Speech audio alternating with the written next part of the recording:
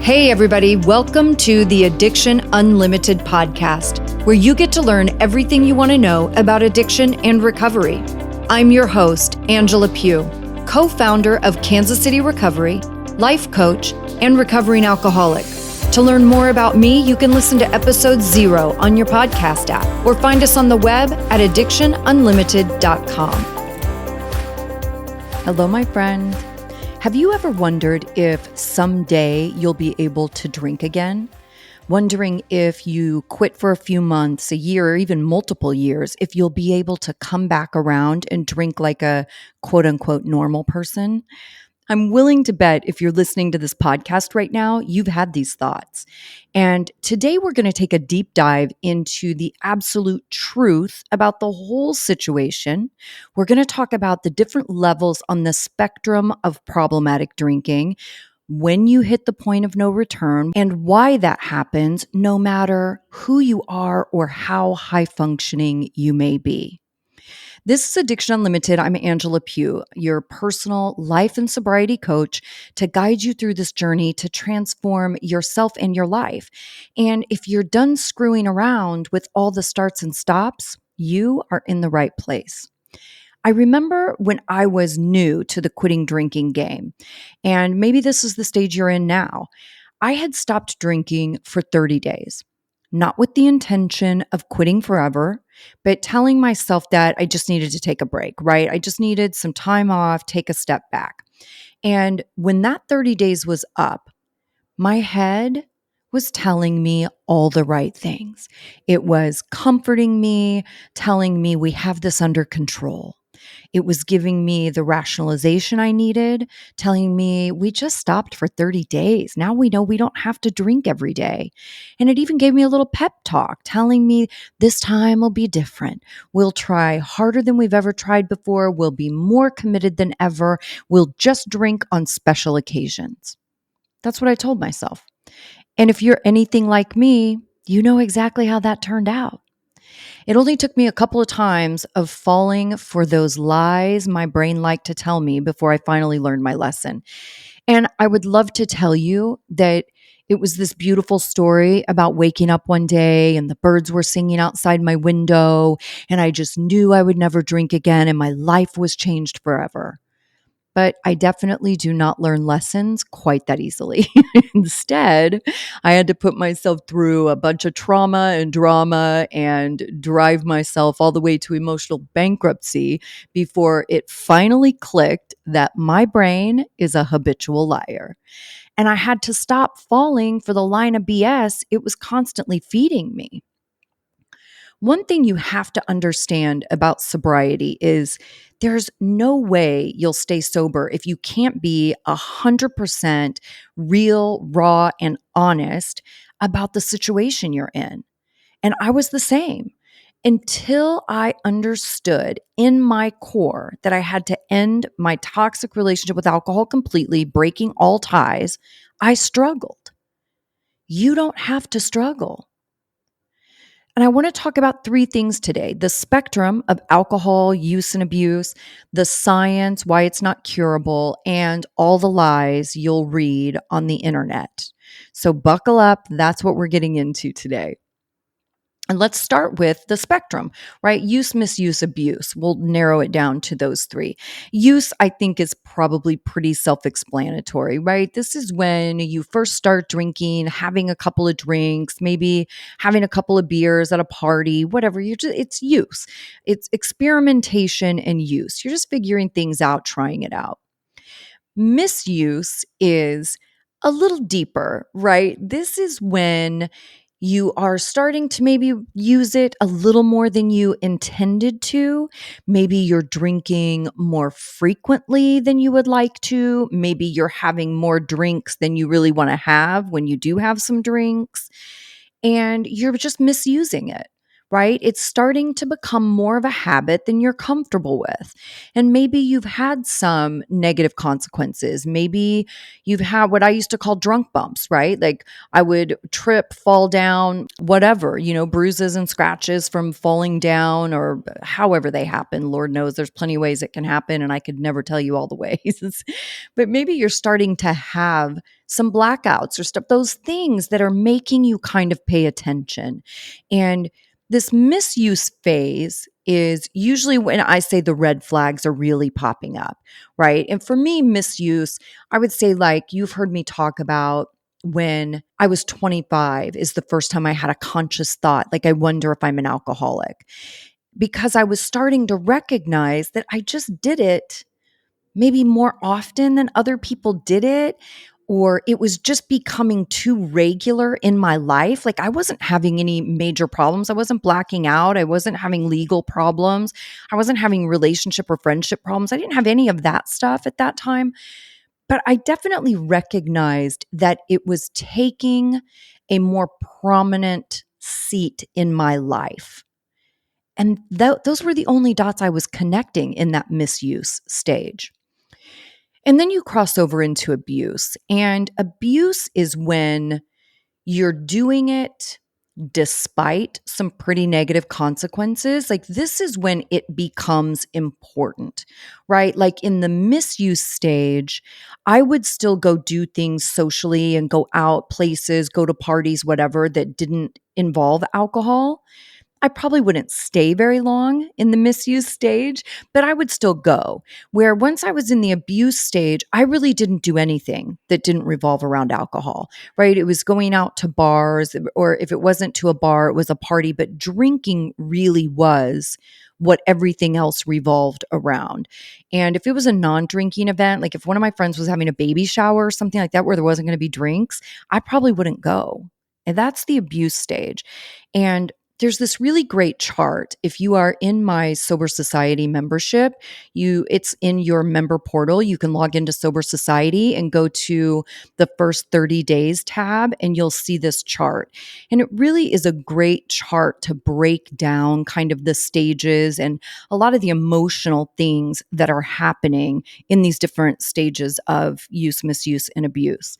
And one of the things that really stands out to me in the abuse stage, once I was abusing alcohol, it was my priority, right? And what I mean by that is, like I was saying about going out, like I didn't do anything that didn't revolve around alcohol, but also all the negative consequences, right? And I had some pretty crazy things happen, really random things that were pretty scary. And it happened because I was drunk, but it didn't stop me, right? Just like people will get DUIs and continue drinking. I got my first DUI, it didn't even slow me down. And I had done some other things too that didn't even slow me down. For some people, negative consequences are relationship problems. Maybe your significant other is coming to you and saying, do you think maybe you're overdoing it a little bit? Are you going to drink again tonight? Are you really having another glass of wine? Those things, those are major red flags. There's not a non alcoholic person on the planet that has ever had anybody talk to them about their drinking habits, right? Because they don't drink enough for anyone to notice. So, those are some of the negative consequences that we'll just ignore and we keep drinking. And that's one of the telltale signs of abuse for sure, whatever the substance is when you're still doing it despite negative consequences.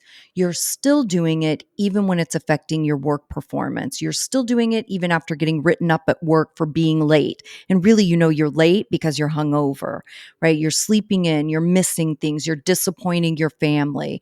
Those are a lot of those negative consequences. Some people have blackouts. I was not a big blackout drinker, so that's not a great criteria for me. I do talk about things being very fuzzy. I've heard the term brownout. People say that's a brownout. Like maybe I might remember seeing you at the bar, but I wouldn't remember exactly what we talked about. Like everything was just a little bit fuzzy. Or I'd remember driving home, but I wouldn't remember pulling in the garage. Or I wouldn't remember going upstairs and going to bed, right? Just like these few minutes here and there that were just fuzzy. Another thing that can happen in the abuse phase is those personality changes, right? When you're really like, for some people, their anger comes out and they can get really aggressive. Another thing is when we start having these starts and stops, right? We say we're going to stop drinking or we're going to cut down on drinking, and then we don't, right? We make all of these promises to ourselves and to other people, and we break all of the promises. We're making excuses for everything. We feel terrible all the time. We feel bad about how much we're drinking. We have guilt for how it's affecting our family or the type of parent we're being or the type of child we're being to our parents, right? We have all that guilt and remorse and shame of our own behavior. And I always say too to family members, like, whatever pieces the outside people around you know, whatever pieces they have is usually about 25% of the truth. And for us as the drinking person, I know all the truth. So I have all of the information to feel guilt and shame about, right? Where the people around me just had little pieces here and there. So that's the abuse phase, right? When you're doing it, no matter what, it becomes important. I always say, too, I had 3 stages of life, and I know you're going to relate to this. I had 3 stages of life. I was planning drinking, I was drinking, or I was recovering from drinking. That was it. That was my whole life, was one of those 3 stages. And that is definitely in that abuse category on the spectrum. The thing to understand about getting to that abuse category also is this is when oftentimes we start to withdraw, right? We withdraw from activities. We're not showing up to family functions. We just feel like crap. We look like crap. We don't want everybody to see us like that, or we're trying to hide it. You're lying and hiding alcohol from your partner. All these things are an abuse. And once you get to that stage, that's the point of no return, right? Once you've crossed over where alcohol or whatever substance has taken the passenger seat next to you, and it's that important in your life and it's kind of running the show, that's when you can't go backwards. Right? When you're in use and misuse, you can move in and out of those stages fairly easily.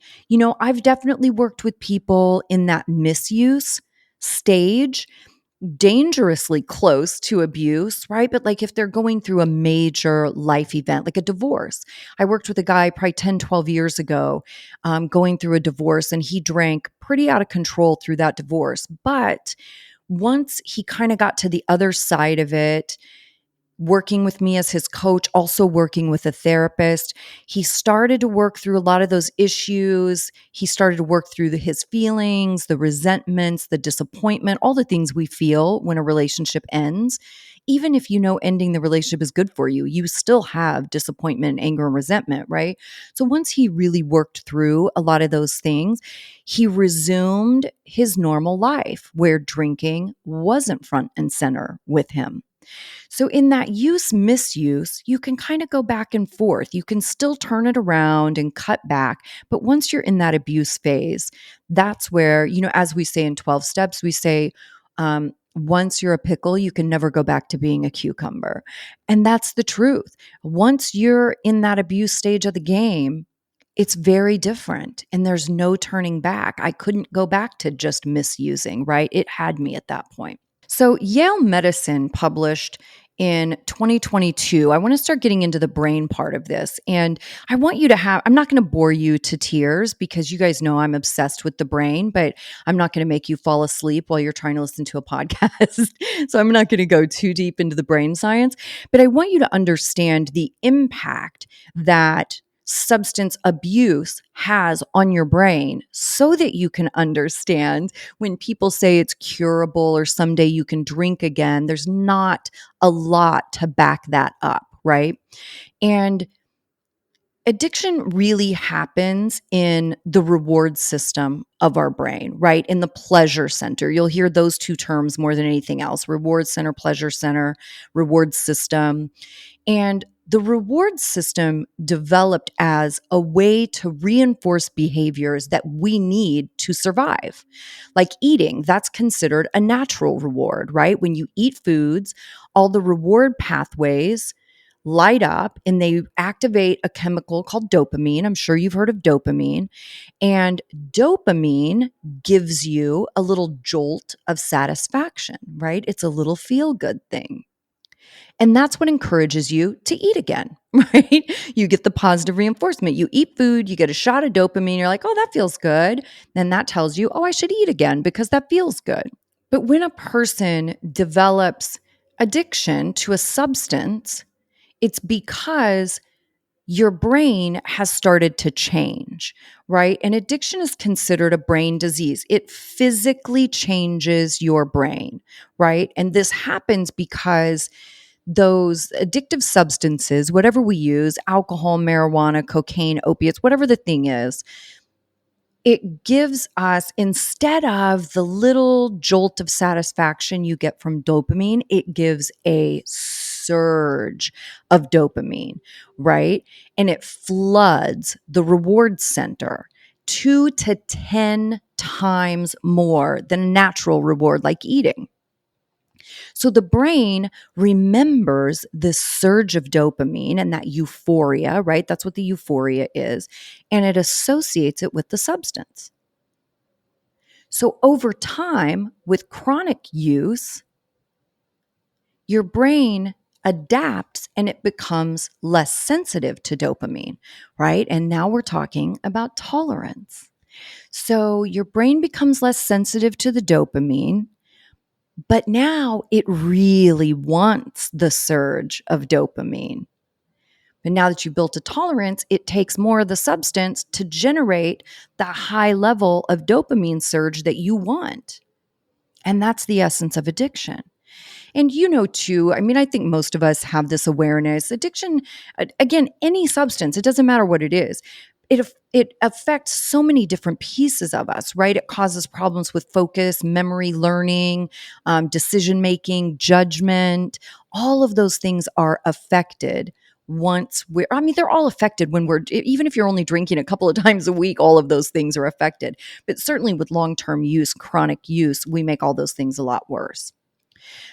And the University of Michigan Medical Lab, I think it's called Health Lab, says also that with the continued use of the substance, the brain starts to actually produce less dopamine. And it can also reduce the number of structures in your brain that receive dopamine. And dopamine is a feel good thing. So the impact that dopamine has on you in giving you that surge of pleasure, satisfaction, happiness all starts to go away. And our ability to experience pleasure starts to go away. And this is what I was talking about a minute ago, where when we get in that abuse stage, we start to pull away from things, right? We start to withdraw and we start to isolate a little bit more. And this is what happens, right? Because we don't feel pleasure the same way or at the same level. And this is when, especially when you stop drinking, right? You're what we call a hangover, which really is just withdrawal. It's the alcohol or substance leaving your system. This is why you feel lethargic and depressed and unmotivated. Your anxiety shoots super high, and you don't get the same pleasure from the activities that you used to love to do because now your brain is all screwed up and it's not firing that dopamine correctly. And obviously, this just creates the vicious cycle, right? It exacerbates the problem. Now you feel sad and unmotivated and depressed, and your anxiety is super high, and that makes you want to drink more, or whatever substance you're doing. And your tolerance means you need more of it. And it's just the vicious cycle that goes around and around and around. That University of Michigan article also talks about that circuitry in the brain and how it is changed in fundamental ways, right? So the more those reward circuits are associated with the substance and you getting that euphoria, then the more your brain is going to want the substance. And what that means is you have cues or triggers, right? What we call triggers. I did a whole episode about all the different kinds of triggers. I'll link it in the show notes if you want to go back and listen to that one about all the different kinds of triggers. So once your brain is so accustomed to associating the substance with the euphoria, any cue you get, right? A social cue, which would be like being around your drinking friends. That's a social cue, or your family members that drink. A geographic cue, right? Being in your old favorite bar, or a physical cue, right? Where you get super stressed out from work or whatever. All of those cues become strongly associated with the substance also. So you have these triggers that have such a powerful impact on the brain. And the University of Michigan Medical Lab says it doesn't matter if you've been abstinent for 15 days or 15 years. Those cues can trigger a relapse. And a lot of the changes that happen in your brain can persist for years once you quit. A lot of the effects you can fix for sure. Like I'm sitting here 17 years sober. I don't have a ton of deficits that I'm aware of from my drinking. And I was a hardcore chronic alcoholic daily drinker. And I seem to have come out pretty unscathed. Now, that doesn't mean I'm not going to have some wacky health stuff down the road. I don't know. But I know that I have done a lot of repair to my brain, which is exactly what you're working on in recovery. We're fixing the things that we have manipulated through our substance use. And you can definitely do that. And your brain wants to support you in doing that. As you change your behaviors and your habits and your perceptions, you start approaching life differently. Your brain will also adapt to support you in those new behaviors and changes. Part of the problem, too, with this roller coaster is when you're a person with an unhealthy relationship with substance, any substance, you use it for the wrong reasons, right? I drank alcohol to create an effect. I didn't have a drink in my hand just because alcohol was around and I drink half of it and then go home, right? I didn't drink that way. I drank to numb the anxiety or numb the insecurities I was feeling, social anxiety for sure. I drank to avoid all the things I was avoiding in life. I drank to cure boredom. I drank to have companionship when I was lonely because face it, you can have drinks and anybody is tolerable, right? You can hang out with anybody after some drinks. You don't care who it is. I drank to quiet the noise in my head so I could sleep, right? Alcohol was my solution. I know you can relate to that. People that don't have an unhealthy relationship with alcohol don't have any expectations of its performance, right? They don't expect it to provide a service. And that's what we're doing when we're drinking. They have other coping mechanisms to deal with anxiety and insecurity and boredom and loneliness.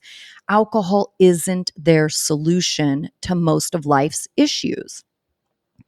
And I think that's where it's so hard. No matter how much you want to get sober, you're fighting all the stuff that's happening in your brain, where your brain has become so accustomed to believing alcohol is the solution, believing alcohol is the fun. You're not fun, but alcohol is, or it makes you fun, makes any situation fun. And then it's hard to get really honest that it's time to give it up and that you're not moderating, but you really have to give it up. That's a hard place to get to. And it's not for me or anyone else to tell you you have a problem with alcohol or you're an alcoholic or whatever word you want to use for it. That is a very personal decision. And that's a place that you have to get to on your own. But if you are really done screwing around with this thing and you want to get it together and you want to take the right steps and really make progress, you have to be able to be 100% real and honest about your situation, not thinking I can control it, or maybe if I take a year off, then I can drink again. I just need to take a break. All those things. My brain told me the same lies. And a huge piece of the puzzle for me also was understanding my brain was a liar. In my early sobriety, I was very clear, again, real, raw, and honest, that my brain was a liar. It had nothing to do with me. It's like that thing had a life of its own, right? But it was a liar and I couldn't listen to it. Even on the most simple things, we talk about in AA, we talk about whatever in early sobriety, whatever your brain tells you to do the exact opposite. And I really lived by that. If people came up and invited me out to dinner, my brain would be like, hell no, I'm not doing that because my social anxiety was so bad. But as soon as my brain said no, out of my mouth came yes, because I knew if my brain didn't want to do it, it was exactly what I needed to do. So you have to get to that place that you understand your brain is lying, and you have to talk back to it and tell it to be quiet, tell it that we're not drinking anymore, no matter what. We have to figure out a different solution. And when you take the drink away because you've used it as your solution for so many things, then people can be shocked about what's going on. Why don't I feel better? Like, you have this period of time where your energy comes back and you do feel better, and you feel better than you felt in a long time. And maybe you're sleeping better now because you're not just passing out, but you're actually sleeping. Your body's actually getting restorative, restful sleep, and you feel better. And then all of a sudden you realize that life is still happening. You realize you still have anxiety. You realize you still have all these relationship issues that you've brushed under the rug because you didn't want to think about it or deal with it or confront it because it's uncomfortable to do those things. You realize you're still avoiding the things in life. You realize you still have a spending problem and financial problems and credit card debt and student loans, right? All of the life things don't go away just because we quit drinking. The key is we have to start figuring out other coping skills because we can't use alcohol as our solution. Alcohol was the core of my problems. It was not my solution. It just numbed the feelings so I could continue to ignore the problems, right? And the last piece of this that I want to get into really quickly, I won't keep you all day, but the last part of this I want to get into is a lot of the things that you'll see around the internet, right? Whenever people are talking about statistics, success statistics, this percentage of people get sober doing this thing or that thing. Statistics are really challenging. I'm not saying that people are intentionally misleading you or lying. I'm not saying that at all. Some of them are. Yes, that definitely happens. But what I'm telling you is you're talking about statistics and numbers that they get from alcoholics and addicts. So, as maybe a treatment center, like they're calling their people a year down the road and going, "Hey, how are you? Are you still sober?" Well, listen, I could be drunk off my ass and I'm going to go, "Oh my God, yeah, I'm doing great. Thanks so much for calling." Right? There's no way to know the accuracy of those numbers when those numbers are based on self-reporting, and the self-reporting is coming from a population who has a problem with honesty. I am the most honest person on the planet when I am sober and in my right mind. But the moment a substance enters my body, my relationship with honesty no longer exists. And that is true for almost everyone. So when you see these statistics and percentages and all of this stuff, you have to understand that there is a flaw in the system just in how these numbers are, how this data is gathered. That's what I want you to be aware of. And when you see things like There are so many alternative therapies now that involve hallucinogenics of various sorts and spiritual experiences. And I'm not against anything, right? Everybody's got to find their own path. But what I would tell you to ask if you're looking at doing one of those things is what you need to ask is, what is it actually doing in your brain? Because even with trauma, a lot of these hallucinogenic therapies too is about trauma and reprocessing trauma. Well, trauma also happens to your brain. It is a brain injury. So, what I want to know is if I go eat your medicine, whatever it is, and I hallucinate for 14 hours and somebody's watching over me and keeping me safe while I lose my shit, is it actually changing my brain in the way that's necessary to actually heal those issues? And I'm here to tell you, probably not. And I am intrigued by all of this stuff. You guys know I am very much a believer in anything that works. I don't care what it is. And I am actively researching some of these alternative therapies to see what they actually do, right? Because I want everybody to have help. And as soon as the thing comes out that cures addiction, or they have something they can do to our brains to rewire that reward circuitry so it functions properly, I'm all over it. I want that, you know? So I am researching all that stuff and I'll be doing some episodes about it so that you can learn more about it also and know what's what. But that's what I want you to think about.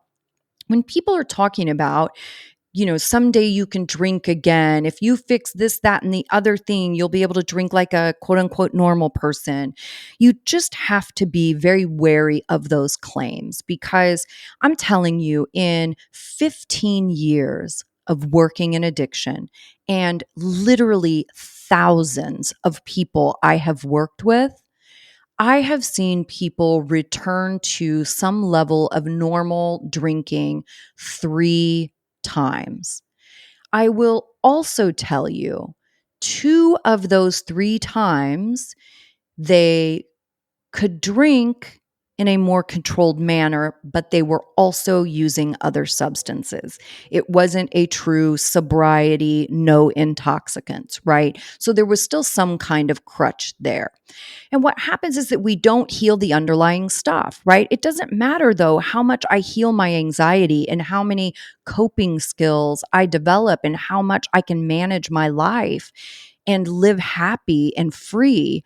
I'm telling you right now, I couldn't have a drink today and do it any more successfully than I could do it 17 years ago when I quit. Now, it might take me a little bit of time to get back to drinking crazy. Maybe the first few times or first few weeks, I would control it because alcoholics also are very stubborn and we love to prove people wrong. So we love to go, oh, you don't think I can drink? Watch this. I'll quit for 30 days. And we'll walk down that time just to prove people wrong. But when I quit drinking for 30 days, it didn't make me less of an alcoholic. It actually kind of proved that I really was an alcoholic because I was quitting for 30 days and taking a break. And you only need to take a break from something that you've already lost control of. So if I started drinking today, I'm not going to do it more successfully. It's just not how I'm wired. But those are the questions I want you to think about as you're looking around at different things and having these questions. Can I drink again someday? Would it be okay? Relapse is not uncommon for exactly this reason because our brains kick in and give us all this information. They say all the right things. They're romancing us and making us feel good and like it's not our fault and we're okay and we're fixed and we're all better. But the truth is, I was never broken. I don't need to be fixed. I wasn't broken. I don't drink well. I had to really focus my time and energy on developing other coping skills because alcohol made me lazy and I didn't grow up and develop coping skills. But I was never broken to be fixed. But your brain will tell you it's okay now. One drink's not going to hurt. Nobody will even know. You could drink this one time, nobody will find out. And I've been doing this a long time. And 3 times I've seen people be able to drink again with some level of control. But like I said, 2 of those 3 were just using a different substance. I'm happy to be here. I'm happy to be your coach through this transformation and figuring this stuff out. If you want to work with me, walking side by side with you, guiding you through this whole process, definitely book a call with me. It's worth finding out if we're the right fit to work together, and I'd love to talk to you. I hope you're having a fantastic day. I'll see you next week. You've reached the end of another great episode of the Addiction Unlimited podcast. Candid and honest conversation about addiction and recovery. Be sure to visit us at addictionunlimited.com to join the conversation and access show notes and links to everything we talked about. Love this episode? Please take 30 seconds to subscribe, rate, and review on iTunes to help us improve and give you the information you want. Thanks for listening. See you next week.